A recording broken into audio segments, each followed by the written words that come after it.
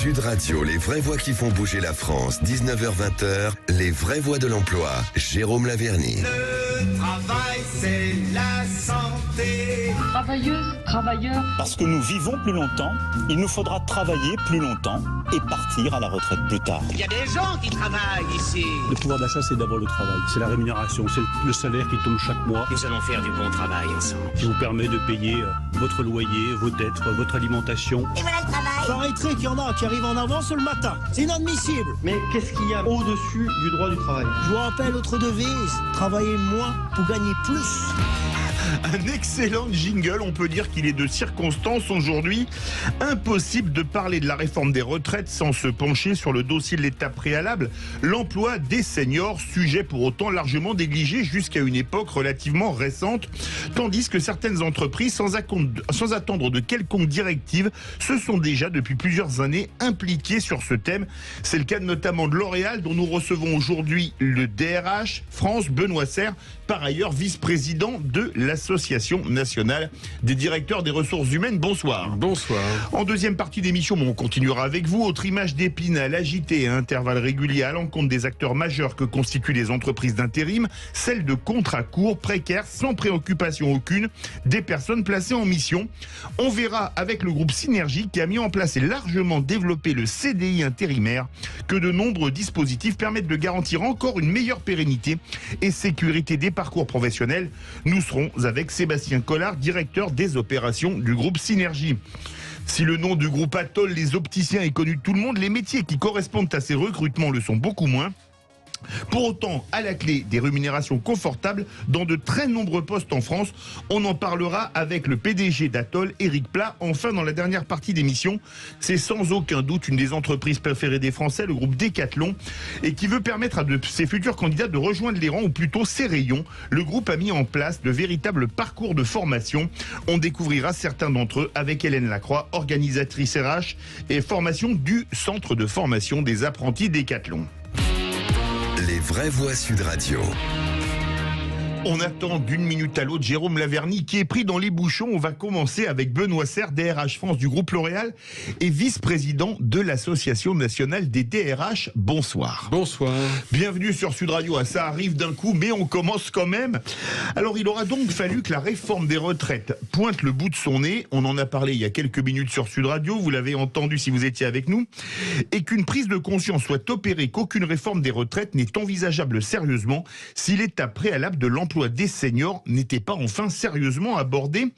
Benoît Serre, on va parler, vous avez deux casquettes, DRH France de L'Oréal et vice-président de l'Association nationale des directeurs des ressources humaines.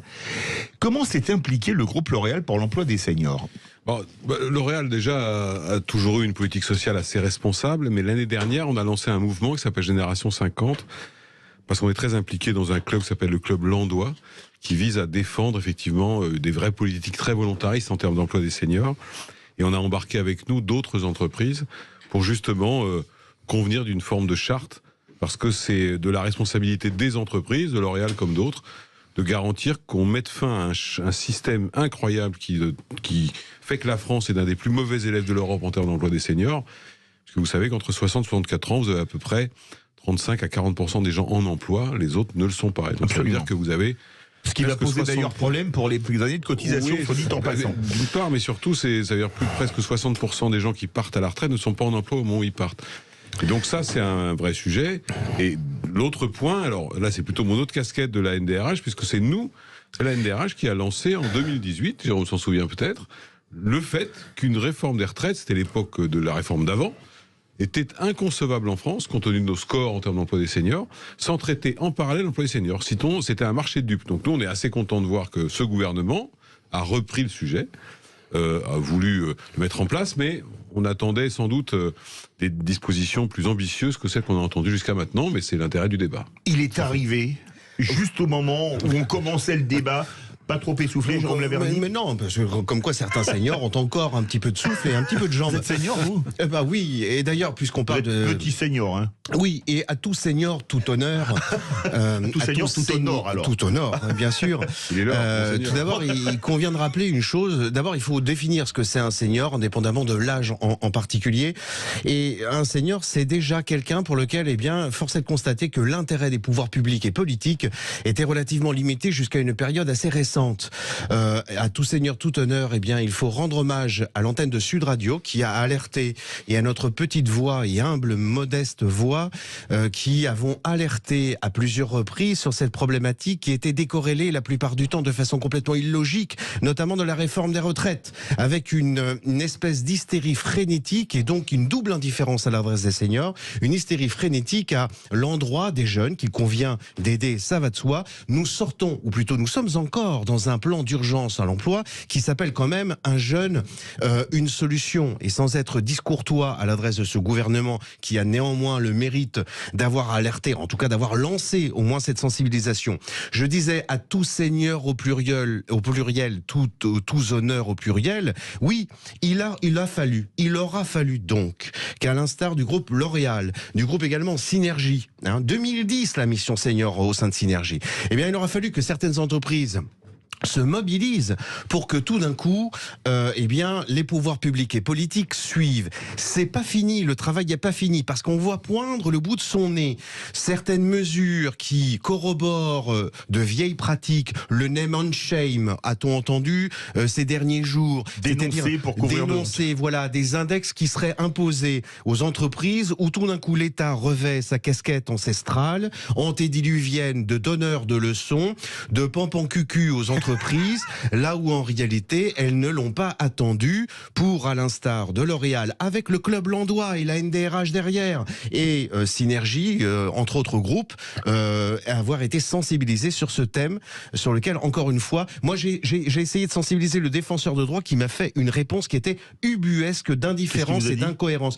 Qui m'a dit oui, certaines discriminations sont autorisées quand elles sont légitimes et valables au gré de l'urgence des gens. Donc oui, faisons tout pour les jeunes, rien pour les seniors. Voilà ce qui existait jusqu'à une période récente. Je n'aurais pas la disgrâce de nommer l'homme politique auréolé d'une grande vertu humanitaire et sociale. Je crois que son prénom est Jacques, c'est ça, et même pas. Non, c'est pas l'ancien. Non, c'est pas si ancien que ça. Non, on nous le dirait. Mais auréolé, très auréolé de grandes vertus sociales et humanitaires, et qui néanmoins m'a opposé un jour. Non, Jérôme, tu as raison, mais ça n'est pas vendeur. Les seniors, parlons des jeunes.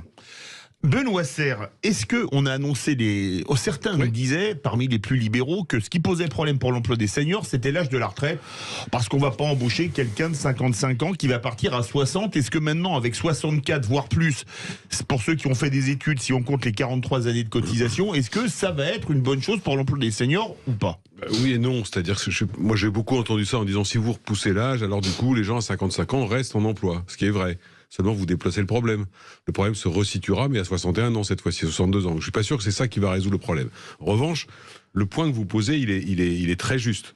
C'est-à-dire que il est évident qu'on a pas mal de sujets avec l'emploi des seniors, des sujets culturels, le sentiment de ne pas savoir les gérer, des managers réticents à recruter des gens plus âgés qu'eux, etc. Bon, ça peut se traiter dans le temps. Et comme l'a rappelé Jérôme Laverny à l'instant, les entreprises se sont saisies. D'ailleurs, on observe dans les chiffres. Vous avez une capacité des entreprises à maintenir les gens en emploi seniors bien plus importante qu'avant. Les chiffres le prouvent. En revanche, les entreprises ont encore un effort à faire considérable d'embauche des seniors. Tant les petites que les grandes, comme tant les petites que les grandes, d'embaucher des seniors. C'est vraiment fondamental le sujet. De savoir les embaucher à 58, 59, 60. Ça, c'est vrai que là-dessus, on a des efforts à faire. Et c'est là d'ailleurs où je participe tout à fait de l'idée. Nous, on a eu la NDRH, elle a indiqué aux deux derniers ministres en question du travail qu'il fallait imaginer un modèle, un senior, une solution, ou sur le modèle. Ça a marché. Parce qu'on ne peut pas avoir un marché du travail qui est atomisé aux deux bouts, si vous voulez. Donc il y a deux craintes en fait. Il y a la crainte managériale, recruter des gens plus âgés, plus difficiles à manager, qui sont plus dans la culture. Et il y en a une deuxième, qui est qu'avec les réformes des retraites, pour rentrer quelqu'un à 58, 59, en fait, dans certains cas, il peut rester jusqu'à 70. Et donc ça, c'est un vrai frein. Donc c'est vrai qu'on a été plusieurs à dire pourquoi l'important pour un certain nombre de personnes, c'est atteindre le taux plein. C'est vraiment l'important. Donc pourquoi ne pas mettre en place un contrat de travail qui permette de garantir d'aller au taux plein. Et une fois qu'on y est, on a la possibilité, en accord avec l'entreprise, soit de rester, soit de partir, par exemple, dans le cas d'une rupture conventionnelle individuelle. Autrement dit, répondre au double objectif d'entreprises qui craignent un peu d'embaucher des gens en disant « mais comment je vais gérer sa carrière jusqu'à 70 ans, etc. » Perte de productivité, perte de technicité. Et de l'autre, des seniors qui disent « mais attendez, moi ce que je veux, c'est arriver au taux plein. Après, je m'en fiche. » Donc voilà, donc je pense que là, il faut être un peu malin. Peut-être que les pouvoirs publics qui ont l'air, et je reconnais, je t'avais encore avec Jérôme, je reconnais que ce gouvernement, au moins, a le courage de dire une réforme des retraites sans politique volontariste pour les seniors, c'est impossible. Et ça, c'est le premier qui le dit depuis de nombreuses années. Jérôme Laverny, alors pour filer non pas la métaphore mais le coup de gueule, ce contrat de travail, il pourrait exister. L'État, encore une fois, j'insiste, serait bien en peine de pouvoir donner des leçons là où en réalité lui s'autorise à déroger au contrat d'alternance sous forme de contrat de professionnalisation, c'est-à-dire au-delà de 30 ans, alors que les entreprises, elles, le mettent en place. Le campus L'Oréal, si je ne me trompe, autorise l'intégration dans ce cycle d'alternance de gens au-delà de 30 ans. Eh bien, l'État, grand admonestateur de leçons de morale, lui, dans les collectivités territoriales notamment, s'interdit la possibilité de recruter quelqu'un en alternance à plus de 30 ans.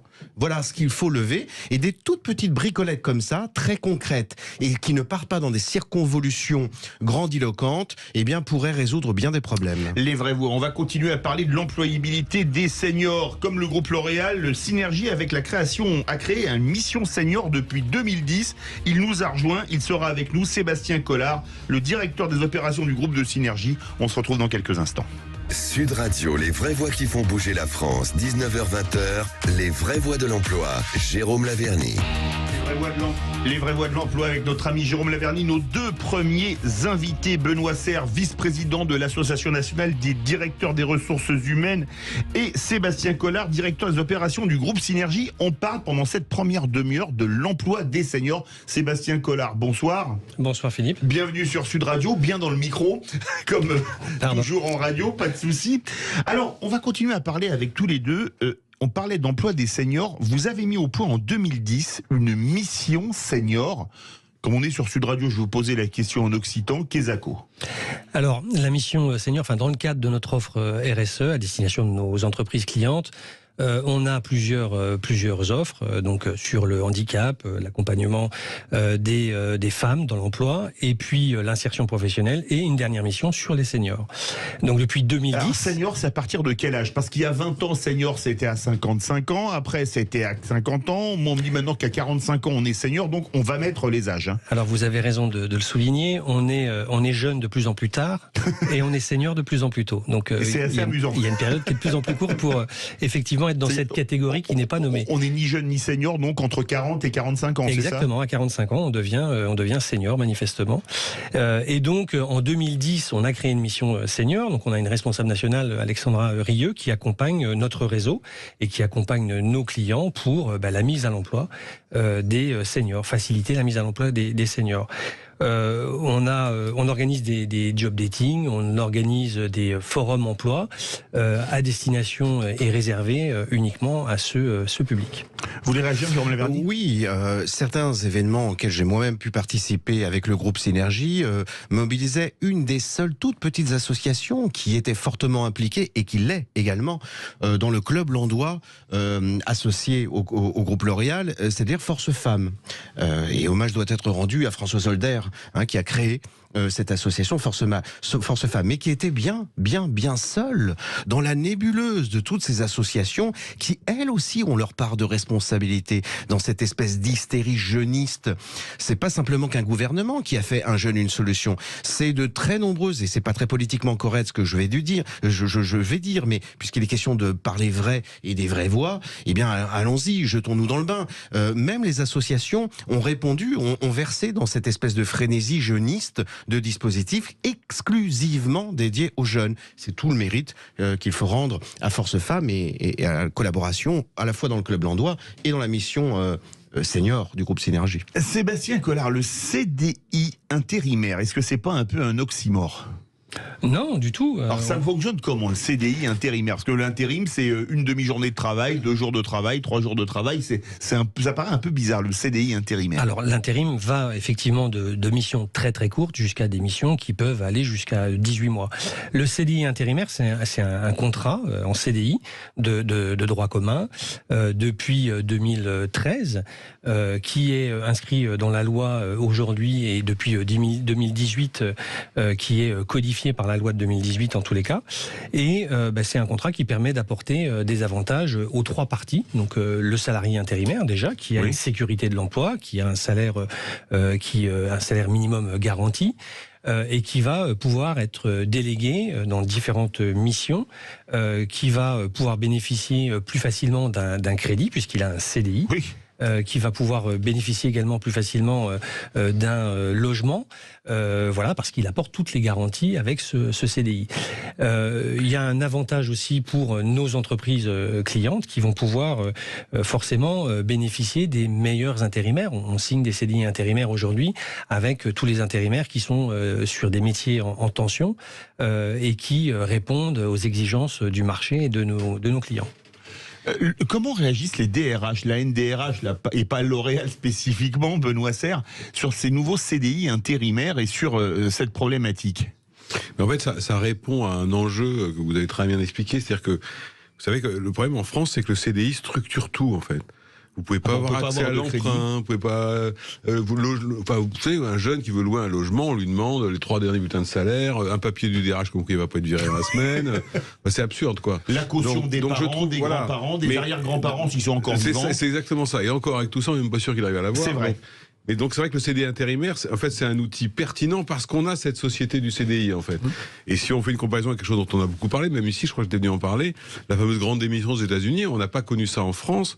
On appelle ça le quiet quitting, enfin peu importe, mais parce que aussi le CDI structure. Donc en fait, vous paumez votre CDI en France, c'est très compliqué. Donc maintenant, je pense que l'important, c'est l'approche CDI. Ça peut être utile à un certain nombre de personnes, à un certain nombre de profils. Vous savez ça bien mieux que moi. C'est pas utile pour tout, mais le vrai fond du sujet, c'est comment on réintègre dans l'emploi 100% de la population travaillante. Moi, on m'explique partout qu'il y a des problèmes de recrutement, que la démographie. Mais il y a encore 6 millions de chômeurs. Voilà, mais vous avez encore un taux de chômage qui est moins important qu'avant, mais il est à 7 quand même, quand l'Union européenne est à 6. Donc du coup, j'avoue que j'ai un peu de mal à comprendre cette espèce d'incohérence, et je ne crois pas à l'argument que j'entends souvent, qui est de dire ils n'ont pas les compétences technologiques ou digitales. Ça, c'est pas vrai, parce que les gens qui ont... On va pas prendre les génieurs 45 ans, mais ceux qui ont 55 ou 60, ça fait 15 ans qu'ils travaillent avec ces trucs-là. Donc il y a cette compétence-là. Donc je pense qu'il y a pas mal de choses à craquer et que les entreprises doivent s'engager, et elles le font, certaines plus que d'autres, c'est évident. Si l'État ne s'y engage pas derrière, si vous additionnez les deux, vous avez des solutions. Regardez un jeune, une solution, tout le monde s'est engagé, résultat des courses, presque 1 million d'alternants d'apprentissage. Donc je suis absolument convaincu, donc j'attends avec intérêt, post-annonce de Madame Borne tout à l'heure, à part l'index, je pense qu'il ne doit pas être punitif, je pense que c'est intéressant d'avoir un index pour suivre un certain nombre de politiques volontaristes des entreprises. De là, en faire un index machine à baffe, je ne pense pas que ce soit utile, parce que moi je crois plus à la conviction qu'à la contrainte. Mais bon, ce qui ne se mesure pas n'avance pas. Donc ça a une vertu l'index, mais pas tellement comme ils veulent le faire peut-être, on verra. Et puis, qu'est-ce qu'il y a vraiment dans ce plan senior? Parce qu'il est annoncé, maintenant on va voir ce qu'il y a dedans. Parce que moi je ne sais pas, peut-être que Jérôme le sait, mais moi je ne sais pas.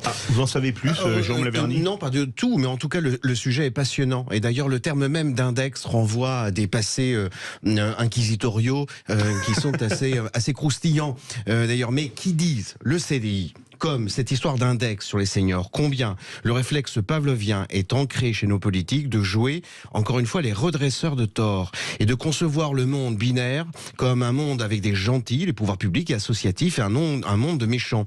Non, il faut qu'il y ait des entreprises comme L'Oréal. C'est très facile de donner des leçons de morale, voire même d'applaudir des deux mains certains étudiants qui rejettent comme ça, de façon très condescendante, l'existence de grands groupes. Mais il faut bien des grands groupes pour financer tout un tas de choses. Il faut bien des grands groupes pour s'investir sur une politique RSE. Je n'ai pas d'action L'Oréal, je précise. Mais pour autant, c'est intéressant parce que s'agissant du CDI, est-ce que tout le monde veut un CDI? Mais là encore une fois, le gouvernement, il y a peu de temps, prévoyait des sanctions sur les contrats courts, etc., etc. Oui, on n'a rien vu. Ce serait très dangereux parce que le gouvernement serait en peine de devoir payer beaucoup d'amendes parce que s'agissant des contrats courts, l'État en tant qu'employeur est un grand fournisseur de contrats courts. On l'a vu, les 300 CDD à la Poste, par exemple. Et c'est ça, attention à l'index de l'Inquisition. Donc vous voyez, il faut sortir, je pense, de cette logique et de cette antienne avec des méchants d'un côté et des gentils de l'autre. Sébastien Collard, sur l'intérim de longue durée, je vais appeler ça comme ça, c'est plutôt quel profil qui sont recherchés? On retrouve tous les profils, il n'y a pas un cadre, profil... non-cadre Cadre, non-cadre, enfin on délègue sur des missions de très longue durée, sur des postes d'ingénieur, avec un contrat de 18 mois en direct, et puis on peut déléguer effectivement des personnes sur des missions de moyenne durée, mais qui vont pouvoir se prolonger dans les entreprises sur des postes en manutention tout à fait classiques. Les vraies voix, 19... Vous vouliez dire un dernier mot? Non, je voulais juste rebondir sur l'histoire de l'index. Encore une fois, moi je pense que l'index il est pertinent dès lors qu'il sert à mesurer qu'on fait vraiment quelque chose. Et là, vous savez, quand on en avait parlé, je ne sais pas si vous vous souvenez, l'idée, c'était il y a des index pour toutes les discriminations de la Terre, et c'est très bien. Celui-là, tellement on l'a oublié depuis tout le temps. Or, c'est pas moi qui le dis, c'est le MEDEF. Enquête de septembre 2022, la principale discrimination à l'embauche, c'est l'âge. L'âge. Voilà. Absolument. Vous avez créé le Club Landois, si je ne me trompe pas, en 2018-2019. À cette époque-là, le mot senior n'existe pas. Et la seule mesure qui figure sur le site internet du ministère du Travail est d'un CDD senior qui est tellement débile et inefficace et complètement stérile qu'aucune entreprise ne l'utilise. Ça n'a pas marché du tout. Voilà. Ça prouve que quand même quand les mesures sont prises par ça bouge. Mais ça bouge. Mais tant mieux. Oui, bien sûr. Quand les mesures sont prises par la technostructure, ça marche très bien. Les seniors ont des compétences et voilà, les compétences valent de l'or. Donc les seniors valent de l'or. Absolument. Et en plus, ça rime. Les vraies voix. Vous aimez les opticiens? De plusieurs à portée de lunettes, la 3 sur 4. Dans quelques instants, on va parler des métiers de l'optique. On va avoir le PDG des opticiens Atoll. Vous connaissez tous, Éric Plat. On va en parler avec lui. Restez bien avec nous dans les vraies voix de l'emploi sur Sud Radio. Les vraies voix de l'emploi avec Jérôme Laverny. Ils sont restés avec nous. Benoît Serre, vice-président de l'Association nationale des directeurs des ressources humaines et DRH de L'Oréal France. Il est toujours avec nous. Sébastien Collard, responsable de Synergie, votre titre directeur des opérations de Synergie. On devait avoir Éric Plat, le PDG du groupe Atoll. On l'attend d'une minute à l'autre. On continue. Les mesures qui ont été annoncées ce soir sur les retraites et l'emploi des seniors. Il y a des relations, Jérôme Laverny? Non, elles sont pas suffisantes. Oui, alors il y a fatalement des relations oui, d'office. Et il fallait fatalement de toute façon les corréler, puisque une des particularités de nos seniors d'aujourd'hui sont que pour un certain nombre d'entre eux, quels que soient les revenus dont ils disposent, ils n'ont pas accédé à la propriété immobilière qui constituait le petit bas qui permettait à nos seniors d'antan de pouvoir envisager une retraite de façon un petit peu plus sereine. C'est la raison pour laquelle beaucoup de femmes notamment qui n'avaient pas travaillé pendant des générations, eh bien ont pu quand même vivre relativement correctement parce qu'elles étaient propriétaires. Lorsque l'on s'inscrit, on ne s'inscrit pas dans un EHPAD, mais lorsque l'on franchit les portes d'un EHPAD, un des premiers documents qui est demandé, c'est la taxe foncière, pour bien s'assurer que la personne est réellement propriétaire. Or, aujourd'hui, nos seniors d'aujourd'hui ne sont plus dans cette situation-là. C'est la raison pour laquelle il fallait impérativement, et il faut impérativement, envisager une politique d'emploi pour les seniors, parce que nous sommes, à défaut, en train de préparer une bombe à retardement pour des gens qui n'auront pas cette propriété immobilière leur permettant d'être la petite poire pour la soif. Vous êtes d'accord avec ça, Sébastien Collard? Oui, c'est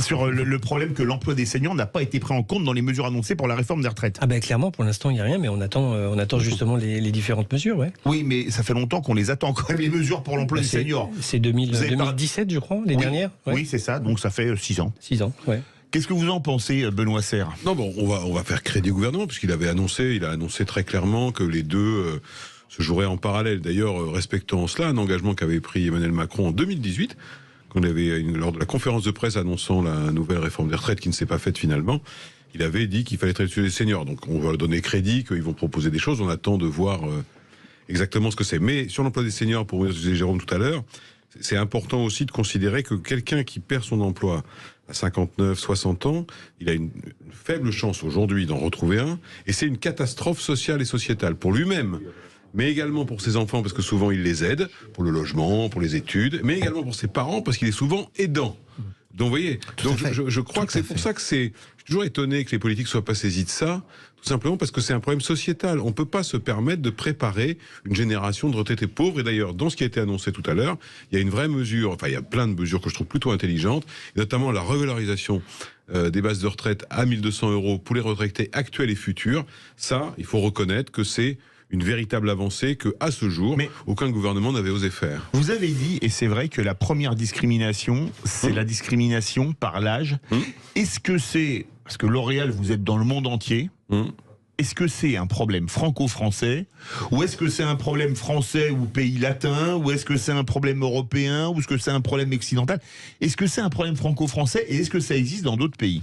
Alors, je ne sais pas très bien si ça existe à ce point-là dans d'autres pays. Ce que je sais, c'est que dans d'autres pays, en revanche, les seniors sont totalement intégrés à la vie économique, notamment les pays du Nord, notamment l'Allemagne, même l'Italie d'ailleurs.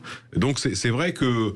Mais vous savez, c'est ce que Philippe Goulard disait tout à l'heure, quand on a commencé à dire, parce qu'il n'y a pas un texte qui dit les seniors c'est 45 ans, c'est simplement tout un tas de règles qui font qu'on a l'impression que c'est 45 ans. Il suffit de dire ça pour que ça devienne une catastrophe. Le vrai sujet des seniors en emploi, c'est à partir de 55. Et peut-être qu'avec la réforme, ça viendra à partir de 60. 45, on n'est pas senior, mais évidemment, comme tout le monde dit, ça va à partir de 45, les biais de raisonnement, les craintes s'appliquent dès 45. Et même, moi, alors j'ai plus de 45 ans malheureusement, mais on m'a annoncé à 45 ans que j'étais senior, j'étais effondré, parce que quand vous avez 45 ans, que vous avez fait quelques études, il vous reste plus longtemps à travailler que vous avez fait quand même. C'est sûr, ça c'est un vrai sujet, parce que s'il faut 43 années de cotisation, mais qu'on a commencé à travailler à 25 ans, on est loin de 64 ans. Hein. 43 et 25, ça fait 68. C'est ce que je disais tout à l'heure, c'est qu'on est jeune de plus en plus Oui, tard, et on rentre dans la vie active de plus en plus tard. La formule va faire Flores, je parie. Oui. Et effectivement, il va falloir ces années de cotisation. Maintenant, il y a plein de pays européens qui y arrivent, donc je ne vois pas pourquoi on ne pourrait pas y arriver, c'est évident. On parle de la Norvège, on parle de... Enfin, il y a plein de pays qui sont sur 67 ans, et les taux d'emploi des seniors jusqu'à la retraite est bien meilleur qu'en France. Donc on doit pouvoir y arriver. C'est avant tout un problème franco-français. Donc. Oui, alors parlons mesures et parlons concrètement, et pour décrypter mon charabia de tout à l'heure sur les histoires de contrats de professionnalisation, de quoi il retourne en fait? Cela veut dire aujourd'hui que, s'agissant des aides à l'alternance, lorsqu'un candidat se présente auprès d'une entreprise qu'il a moins de 29 ans, suivant les annonces récentes du gouvernement, l'employeur dispose de 6 000 € d'aide. Lorsqu'il a plus de 29 ans, il n'a 0 € d'aide. Choisissez votre camp, camarade. Je veux dire que quel employeur, et notamment le plus grand employeur de France, c'est-à-dire les TPE, comment renoncer à une aide substantielle à ce point de 6 000 € pour 3 petits points.